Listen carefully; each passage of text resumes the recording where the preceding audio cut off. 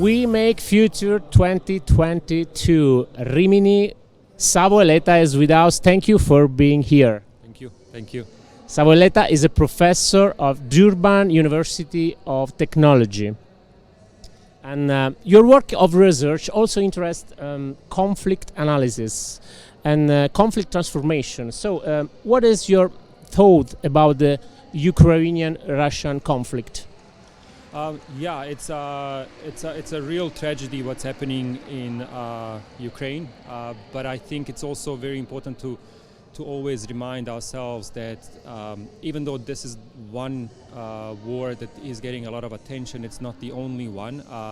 There are a lot of conflicts around the world that don't get nearly as much attention in the same way that the refugees from some conflicts don't get attention in the same way that, for example, Ukrainians are getting. And I think what we need to try and do, we need to try and resolve conflicts around the world. It's really incredible at this day and age that we still place value. We still place value, and we still treat people differently around the world. There is a conflict in Yemen going on for many years now. Hundreds of thousands of people are suffering, dying. Conflict in Ethiopia, conflicts in places like South Sudan, and we often don't pay as much attention to those conflicts. Very often because people don't look like us, and I think this is one of the key things that we have to find a way to resolve in the world. That not only people who look like us should matter to us, and I think unless we do that, until we do that, we're going to have so many crises, and we are going to deal with so many problems that we have to find a way to resolve. Yeah. About post-war reconstruction and peace building, there are actions we can take as citizens in order to promote to build peace.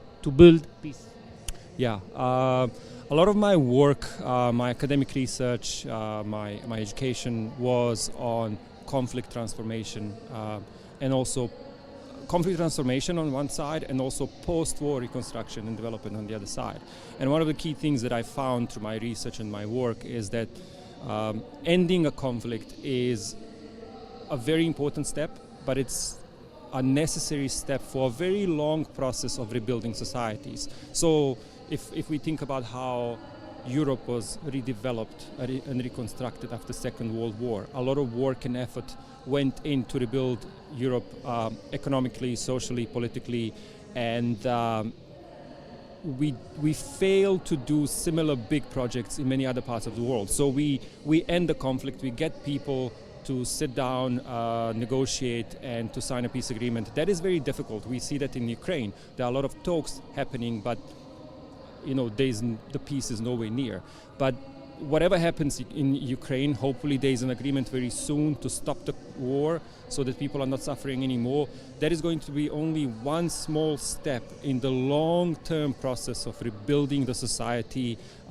People's lives have to be improved, the infrastructure has to be rebuilt, the economy has to be rebuilt, because if people don't have the future, don't have the means to support themselves and their families, it is going to be very difficult. And in many parts of the world, conflict comes back because people's basic needs are not addressed in the 5 or 10 years after conflict. And that is one of the key things that we need to do. It's very difficult. It is something that doesn't really get a lot of attention, doesn't get a lot of support and funding. Because for a lot of policymakers around the world, it is all about that agreement, the flashy lights, the signing. For the media, we have ended a war, but we have only done a very small step towards long-term project to build the future for the people. You traveled a lot in your life. Did you find difference between new and older generation and their way to face conflicts?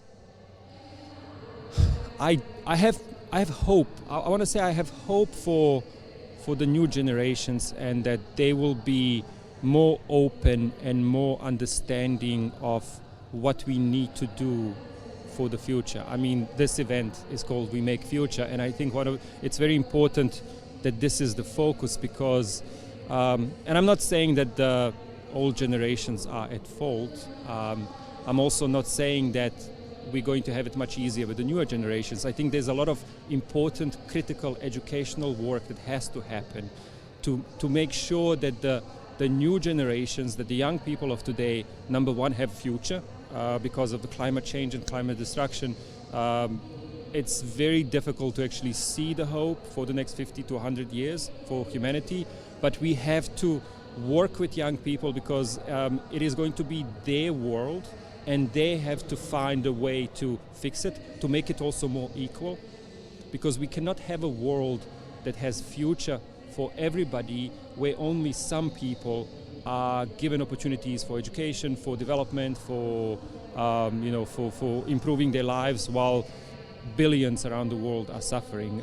We're not going to stop the large-scale movements of people, because people are looking for safety, for security, for the basic necessities in life. And if they cannot get it in their countries, they'll go somewhere else. So we have to find a way to really work towards a more just, more equal world. And I think education is key in that. And I think that I'm not sure if the future is going to be much better with young people, but I think there's so much at stake, and I'm hoping that we can work towards, we have to work, I mean, I cannot say I'm hoping, we have to work towards a better world, and we have to look at, how can we get there, and again, education is has a key role to play in that.